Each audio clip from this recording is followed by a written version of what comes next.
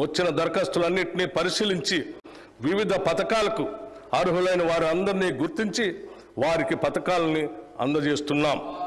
ఈ సంవత్సరం మార్చి 5వ తేదీ నుండి ప్రతి మండల కేంద్రంలో ప్రజాపాలన సేవా కేంద్రాలని ప్రారంభించాం.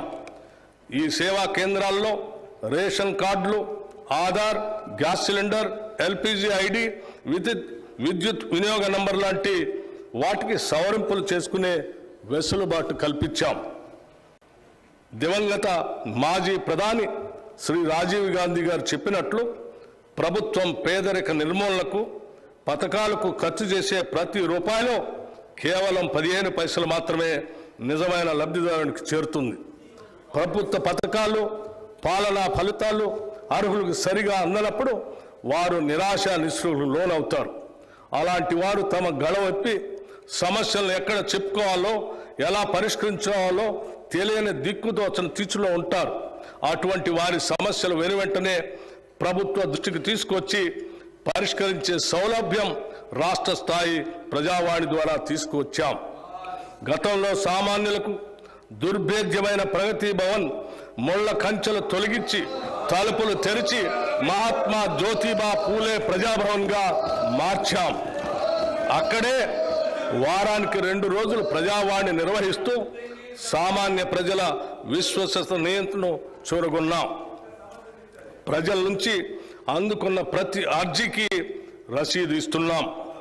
అర్జీలన్నింటినీ ఒక పోర్టల్ ద్వారా సంబంధిత అధికారులకు వాటిని పరిష్కరించేందుకు వెంటనే పంపడం జరుగుతుంది. ఈ ప్రజావాణి సక్రమ నిర్వహణకు ఒక ప్రత్యేక ఐఏఎస్ అధికారిని కూడా నియమించాం. ఏ పని అయినా ఆగవచ్చు, కానీ వ్యవసాయం ఆగదు. Everything can wait but not agriculture. మన దేశ తొలి ప్రధాని జవహర్లాల్ నెహ్రూ గారు చెప్పిన ఈ మాటలను మేము బలంగా విశ్వసిస్తున్నాం మరియు ఆచరిస్తున్నాం. ఎండకు ఎండుతూ, వానకు తడుస్తూ, ఆరుగాలం శ్రమిస్తూ దేశ ఆర్థికాభివృద్ధికి దోహదపడే శ్రమజీవి రైతు. అప్పులు చేసైనా ఆహారం అందించాలన్న తపోదీక్ష రైతన్నది. ఆహార భద్రత కల్పిస్తూ సమాజాన్ని ఆదుకునే రైతన్నకు భరోసా కల్పించడం ప్రభుత్వ కనీస బాధ్యత. వ్యవసాయ రంగంలో అభివృద్ధి సాధించాలంటే రైతన్నలకు తగిన ప్రోత్సాహకాలని కల్పించాలి. రైతుకి ఇచ్చే చేయూత 2 విధాలుగా ఉండాలి. మొదటిది వారికి పెట్టుబడి సమస్యలు లేకుండా చూడటం. రెండవది వారు పండించిన పంటకు భద్రత కల్పిస్తూ వ్యవసాయ ఉత్పత్తులకు తగిన గిట్టుబాటు ధరలు దక్కేలా చూడటం. It always seems impossible until it's done. పెద్దలు నెల్సన్ మండేలా గారు చెప్పిన ఈ అంశాన్ని మేము ప్రతి సందర్భంలో రుణమాఫీ ఏదైనా పని జరిగే వరకు అది అసాధ్యంగా గోచరిస్తుందని నెల్సన్ మండేలా గారు చెప్పిన ఈ మాటలు కాంగ్రెస్ ప్రభుత్వ రుణమాఫీ హామీకి అక్షరాల వర్తిస్తాయి. రైతులకు 2 లక్షల రుణమాఫీ అనేది మా కాంగ్రెస్ ప్రభుత్వం ఇచ్చిన హామీలలో అత్యంత ప్రధానమైనది. ఎంతో